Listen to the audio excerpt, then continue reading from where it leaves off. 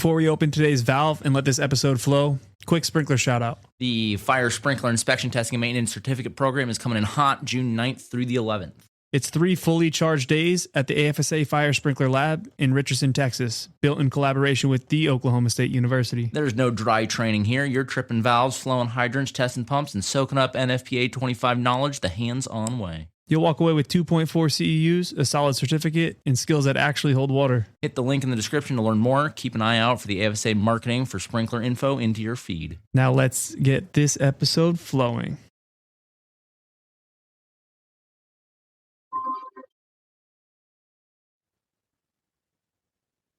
Welcome to the K Factor podcast, where we turn up the heat on all things fire protection. Brought to you by the American Fire Sprinkler Association. This podcast sparks conversations about the latest technology, trends, and tools shaping the industry. Join the AFSA tech team as we fan the flames of innovation and fire safety. Welcome to another episode of the K Factor podcast. We've got an exciting group in, and too many for me to intro, so we'll just let you all do the intro. Oh, you got voluntold, dude? I guess. I'm Logan Taylor. This is my father, Gene, right here. I'm Gene Taylor with Brendle Sprinkler Company. I'm the Vice President of Field Operations out of Montgomery, Alabama. That's a promotion I didn't know about. I'm just kidding. I'm just kidding. No, he's awesome. Hunter Brendle out of Brendle Sprinkler, President and on the board. And this is my son, Fish. My name is Fisher Brendle. I'm this guy's son. He's not very handsome, of course, but yeah. It skips a generation, is that what you're saying? He's also adopted. Glad to be here. Yeah, awesome. So you came into town for a game, and let's start with Fish. You were playing around that lab. What'd you see out there, dude? This nice little K34, my favorite. Okay. Sprays a lot of the room, you know. You like fire sprinklers? It's kind of interesting to me. Yeah. What's so interesting about them? Just the fact that just a lot of water can cover a room in just a small amount of time. A lot of water we sprayed. Also got that hydrant. You think it's turning that hydrant so hard? Not really. No. That wasn't what it looked like. That man is for sure was struggling. So when you like overall, you've also been in the industry for a little bit. How long you been in? Just for the summer, about 2-3 months. 2-3 months. What were you doing? What'd you think? Basically, doping and taping. Open and taping. That's a shout out to Bobby and Brian. That intro helper position. Just thread pipe. Do what I'm told. It was pretty fun. Kind of hot. Yeah. Not bad. Yeah. People are always interesting. So. Yeah. That's true. Yeah. So I guess it's an easy segue. What do you think about the next generation coming in? And how do we get more people involved? Well, I think experience is, if we can get them in the doors, that's a problem. But I've always loved the construction field due to the personalities you come across. I mean, you can meet some of the greatest people in the world that are in the construction industries, from ductmen to electricians to stud wall guys or anything, and get to have kind of a repertoire with them. And you see them on more jobs, and it actually makes jobs, to me, more enjoyable to go out there. And, construction can be fun and cut up. I know you got to get work done, but I've always liked the personalities more than any of it. And it's always good, especially in our industry, where when you run pipe and you can turn around at the end of the day and you say, man, we put work in and it looks pretty, you know what I mean? Right. So I enjoy that part of it. So that's what we're trying to teach young guys coming out of high school, to come in, learn your basics, put your work in, but still enjoy your surroundings, and cut up and have fun a little bit, so it's good stuff. Yeah. And for them, we've had some younger ones that have got to see things that their friends hadn't been able to see. It's he'll be able to go back home and be like, man, I went to the Auburn Baylor game. I got to see the game, but then I got to go in and operate sprinklers. And then kids are going to ask questions about sprinklers. And we had some instances the past year where we got to have, Gene went and did a show at elementary school, and we built this redneck. We're from Alabama. I don't think we said that earlier, but we built this redneck kit. But it was awesome, where we set off sprinkler heads, and kids got to watch them and see actually how they operate. And those kids will remember things like that. they'll remember things like that. And so your question about how to get the next generation involved, I think AFSA has done, and this is a shameless plug, shout out to y'all, but y'all have done a great thing. Linda Breezy, that's been one of her focal points. And, Hell breezy. how we can get into the schools and into the situations to where we can actually start to explain what this industry is about.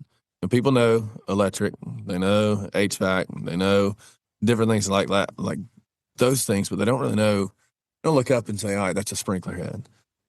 They now know at 13 and 18 years old. And I think that the more people get to see it and the more, things like y'all do with the podcast and the more podcasts are out there and TikToks and Instagrams and these things where people actually come across their page and they say, what is this? Then there starts to be some follow-up questions.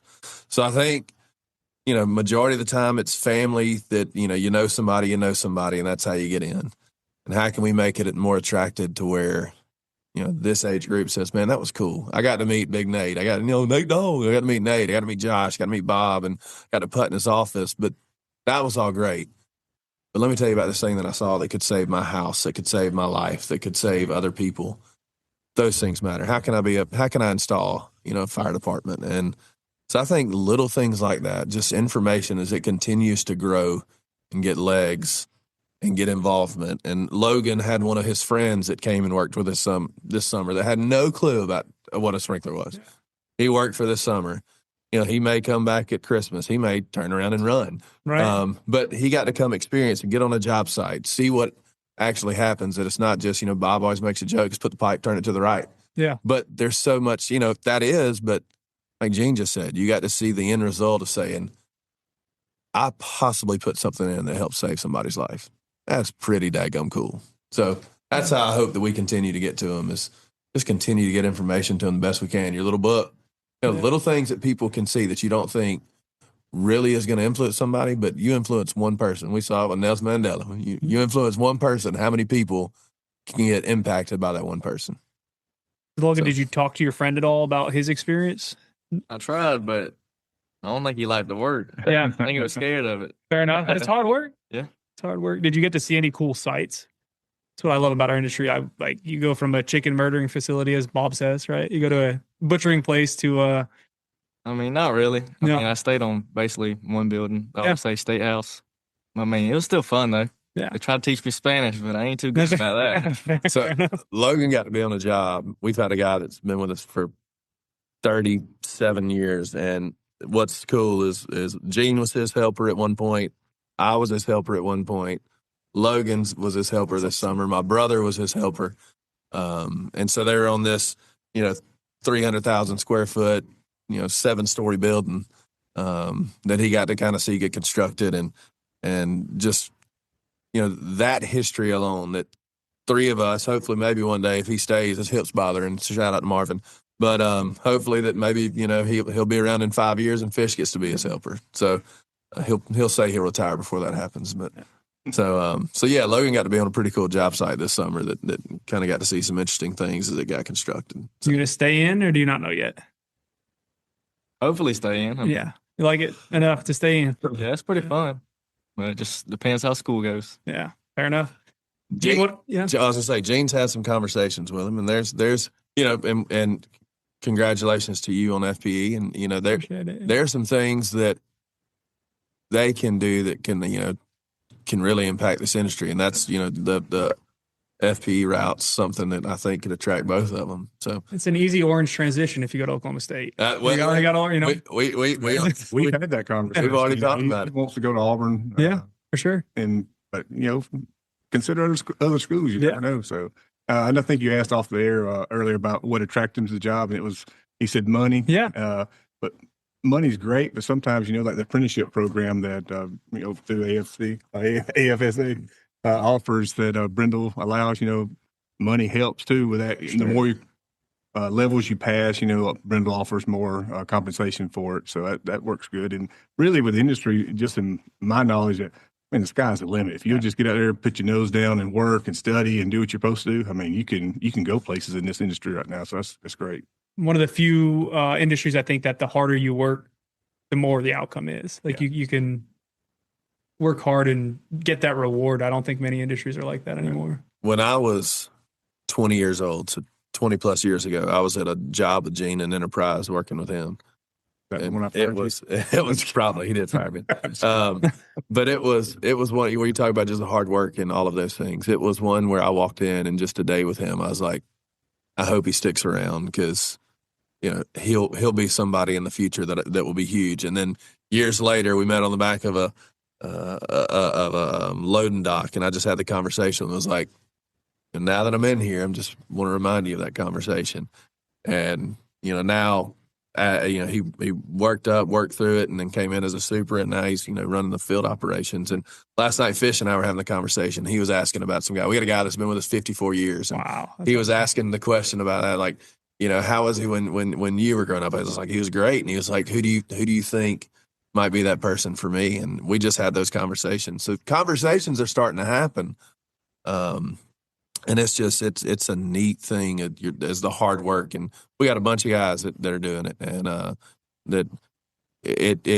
lot of our guys that have been in positions have been guys that have hung pipe and that have come up. And, like I said, we got guys from 54 years to 4 months. Yeah. And, 54-year guy, he keeps going and going to job sites, and he eats it up and loves it. And you can imagine doing this for 54 years. You got to love it. And somebody like that to do it for that long, it shows how impactful this business and these people in this industry can be. How do you think you manage, or how are you able to keep people for so long? That's really impressive for people to be around for a long time. My answer would be it's more a family-oriented company. Yeah. We get to know each other, you know, actually have things off the job site, know the family. And I think that's how, to me, in my opinion, would be, it's more family oriented.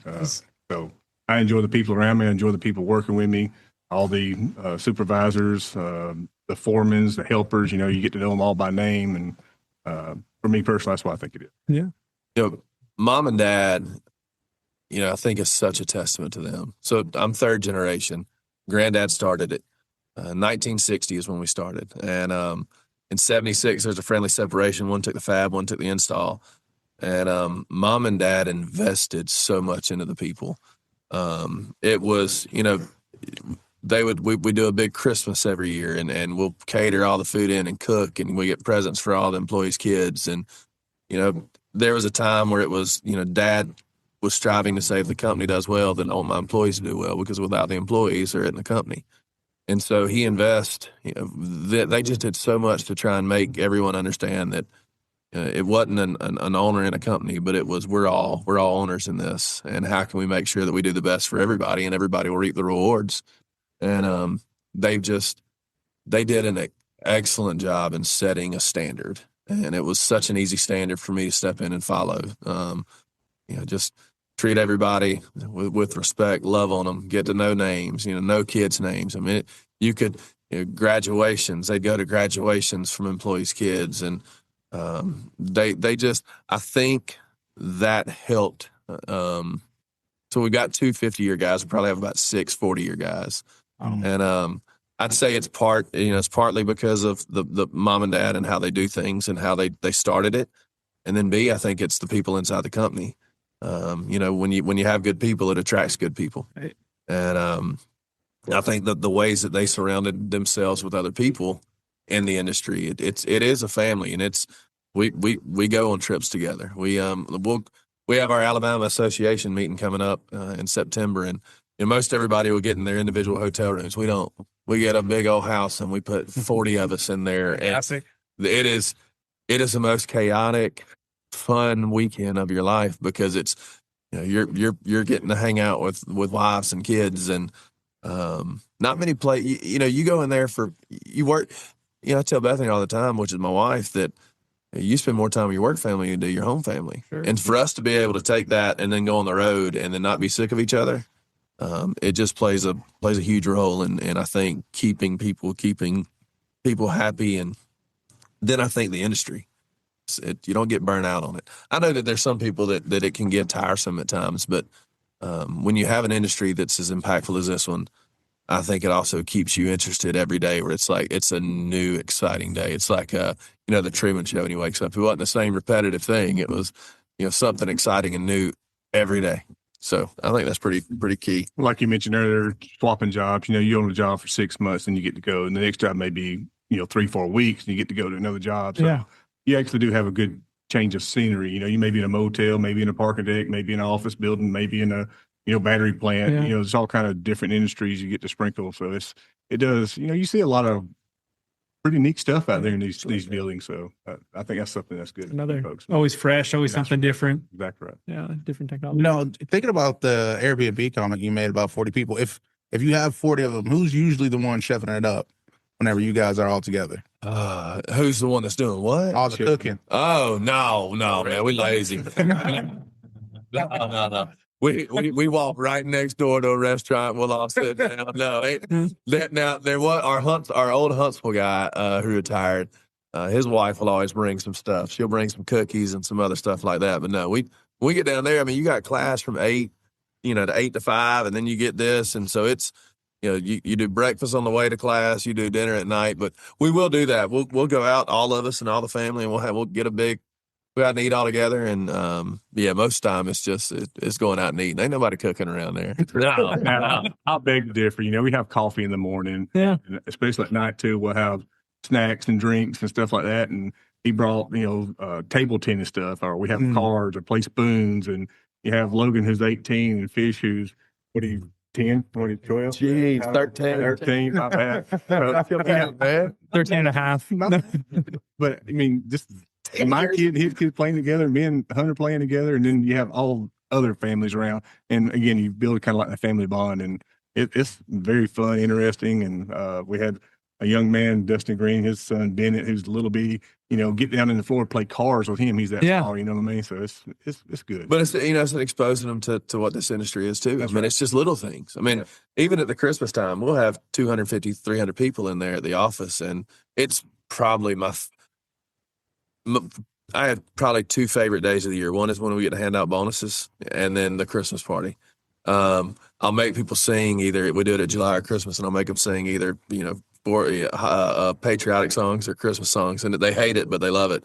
I think they just hate it. They just act like they love it to appease me. But, you know, watching all those kids come in, all the kids will come in and unwrap Christmas presents and do these little things, and it's just you get to know everybody's kids really, really well, and it's just like I said, they get to come in, they'll hear a little bit about it, they get to see employees come up and get plaques, and it's a finding a way to just little things. If maybe there's one thing that sticks in their mind, but so yeah. You mentioned something that just makes it truly feel genuine in terms of the family orientation, and that's when you said that you had 40 people in a house and it's chaotic. That's family. Right. So is, like yeah. when it's just it's a beautiful mess. That's that Home Alone right before going to New York type atmosphere. Who got the cheese pizza? That's right. That's when you hear the youngins screaming and crying, and all of a sudden you're like, man, I thought my youngins outgrew this, but you know, I mean it now. But it's fun. Yeah. What made you after your time with your company even be interested in serving an association or getting involved? So You got a lot going on. Yeah. So growing up, you know, when I was 18, Dad would have us work every summer, and because of the people is what brought me into the industry. And then same thing, Dad said, all right, if you're going to do it, let's do it the right way, and you're going to get involved in the local association. So I got involved in Alabama, which was the start piece of it, and just got on a board, and slowly got involved in some different things, and then became, you know, the track, you know, got on the treasurer, and then kept moving up. And at first when I got involved, it was because Daddy said so. Right. But then when I got in, I was like, man, there's a whole lot to this that I don't really see. And it was first, you would get to go to these things and go to these places, and, you know, you could go out to the bar and have fun and do the different things that as a 24, 25-year-old that I was loving, heck, as a 43-year-old. Yeah, as a 43-year-old. But it was like, man, I could do this because I enjoy the social aspect. That's what got me in it, was the social aspect of doing the other things. And then I was at as I was on the the Alabama chapter, a guy asked me if I wanted to be on Next Gen. He said he was getting ready to roll off and asked if I wanted to roll in. And I think that was maybe in San Diego. I can't remember, we were eating dinner, but that's just how it started. And I said, I don't, what's the requirements? That's the first thing, what do I have to do? And well, you could make, we wanted you to try and make 1 or 2 a year, and then, you can figure out the rest. Because same thing, I was just really getting involved, running a little bit of stepping in to run the company as Dad was slowing down a little bit. And I went to my first meeting in Boston. I'll never forget it. Get some chowder. Oh my gosh, it was great. It's probably the best first spot that you could have for a meeting. And I walked into this room, and the only person that I knew was Ralph Watson. And I walk in and I look, and there's Wayne and Linda and all these people that when I would go to these conventions that you would see every year, that you just were like, as I walk by, and you're just like, your breath would catch. And I've been going to them forever. And I remember sitting at a table making a joking comment about my wife and her spending, and Miss Linda, who I'd never met, grabbed my hand and told me how important my wife was to this industry. And I looked at her and I was like, we're going to be best friends. And when I left that meeting, I mean, that was when I met Katie. That was when I met Linda. That was when I left there, I said, I don't know if I just want to have to come to 2. I got to come in and I got to understand and see the different side that I hadn't seen before. But I got to come in and say, man, I learned some things that I can take back to the company that can make things better. I can also take things back that I can be a better leader that I've learned. I said, I don't want to just to have to come. So I want to get involved in the next step. So then, as Miss Linda Breezy got in, which is Bernacki. Sorry, that's what I call her. I don't know for professional, Miss Linda Bernacki, chairwoman, Miss Linda Bernacki. So as Next Gen, and I got more plugged in and got to know some more people, then I got on another committee, and then I got on another committee. And I remember in San Antonio, it may not have been San Antonio. I can't remember what it was, where when Mike Meehan came up and was talking to me about if I wanted to be on the board of directors. And I remember when he asked me the question, I was so taken aback that some little local boy from Montgomery, Alabama, who just decided to get on a committee was getting to ask to be on something I had seen for the last 15, 20 years at conventions. And I remember going to my dad because him and Mom were such a big part of my life. And I remember as I told him what happened, just crying on the phone. I mean, just the emotions that came over, just telling them of what just happened. All of that to say, when you talk about what made me want to get involved and how it's still just it goes back to the same answers we've discussed, the impact that you can have on people, the decisions that you can make that hopefully can change lives, being able to provide for them that maybe they want to come in and get this industry. And, I tell people all the time that I meet when I go to these conventions, and I've done some of these seminars, like, if I can do it, like, there's so much opportunity. Gene just said it. Gene now, who 8 years ago was still, hanging pipe, and last year he judged the apprenticeship competition. Yeah, it's fantastic. For our first it's just these little things that you can do as you kind of come and step in and see how much of an impact you can make. So I love it. I hope that I get to do it for a while. And a lot of it was when I was asked, and I was like, well, the first thing I need to do is check with, I want to make sure that the company, because it does require some time, and I don't want to act like it doesn't. I mean, it's like you just said, you got a lot of things going on. And as I had to get pulled away a little bit, you had to have others that have stepped up, and every single person in that office was all for it. And like, no, man, this is an honor. And it doesn't say Hunters on the, I mean, it's our company, like our company. It's us who's on that thing and who's represented and gets a little bit more notoriety to where people get to hear stories about our superintendent of 54 years. Like today, people are gonna be like, man, they got 54 years, and I get to show him, and different things and different avenues have been created by just saying yes. Let me step out of my comfort zone a little bit and do some things. So I've loved it. I encourage anybody that, to get involved in because once again, it all started at the local chapter. It didn't start where I just came out and this Big Broadens just came into this national scene. I got involved locally. How can I help out locally? How can I get on committees locally? Same thing with Gene. How can I get on and be an impact, in my city? Then that I can impact my county. Then I can impact my state. Then I can impact the Southeast and then the country. And then what can I do? But you got to start in a small proximity and then see where it goes from there. What'd you think about the apprenticeship competition and judging that? What was that like? That is really, bottom line is awesome. First time I've saw the whole, the build and the plan and how these young men come in and, the judges ain't really allowed to help, just kind of guide a little bit here and there. And they have to read the plans, the ups and downs, the type of hangers and type of heads. And I thought that was very, very interesting. And I think it's a great competition. And it ain't always about speed because I know last year we had one man who I was really impressed with. He knocked it out, but there was another man who was at the very end and he ended up winning the thing. But it's not just your ability to work, it's also your knowledge of the book. So they both go hand in hand. So I thought really, really interesting event. It really was. So awesome. So what class of apprenticeship competitor are you, Fish? Right? Class. When are you going to be up there? Probably the highest level. Yeah. You're going to win it all 2-3 times in a row. That's awesome. So a couple fun questions before we wrap this thing up.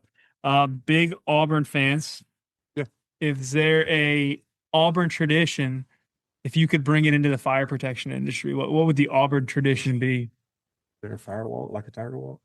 Man, that would be awesome. Like, I'm gonna give a shout out to 3 of them. We got 3 also. Okay. We got a bunch, but I'm gonna focus on 3. At the beginning of the game, we have something called Tiger Walk. It's where, and I'm sure every different universities do it differently, but the buses pull up and they have an alleyway lined up all the way to the stadium, and there's people cheering on the side and they walk. What if we had like an apprentice walk where we line up and these apprentices walk through and we're cheering them on as they walk into battle, getting ready to go into the station and everybody just lined up. So that'd be awesome. Yeah. Number 2 is we had the Eagle Fly.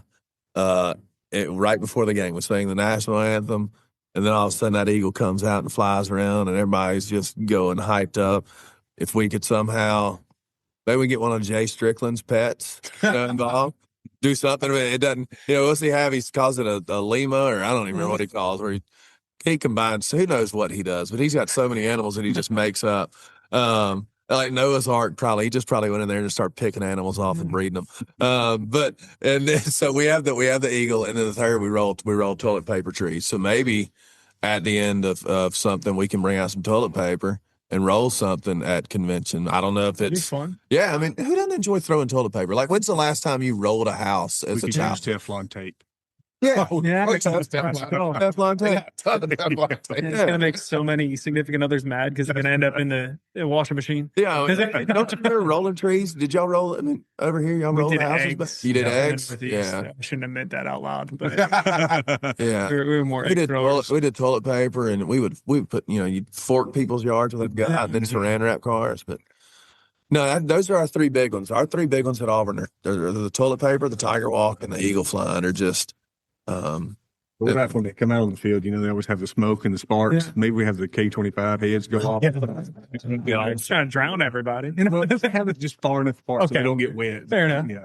We could play swag surf at we could once at the general session, and just start swag surfing, and we can, because we do that in the 4th quarter. It's awesome. I don't know anybody passed out trying to swag surf. Man, could you imagine Donnie K sitting up there next to Bob Caputo and me on the other side, and them 3 just swag surfing up there? I think we're gonna have to explain the concept to them first. Oh, that would take long. We're gonna have to have doctors on hand for sure. Medics. Oh, and I'd probably be one of these one of them.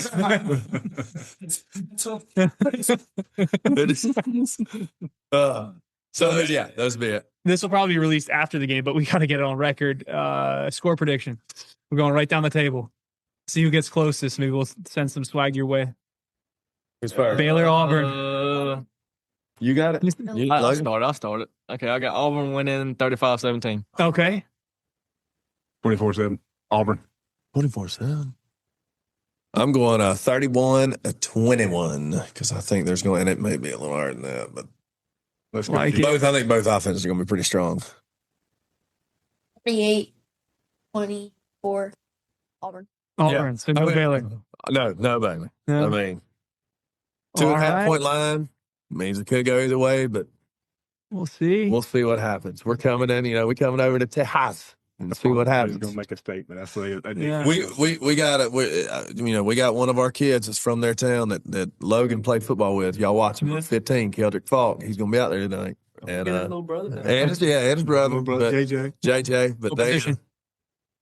Keldrick's in. yeah, defensive end line. Okay. Keldrick is projected like a top 15 pick next year. Let's So go. he and we've been we want to get him on some NIL stuff at some point. Yeah. We got to give him a hat and give him a little sprinkler. Let him come out. Maybe we can get him an ESFR doing like in an orange uniform, just twirling around. Yeah.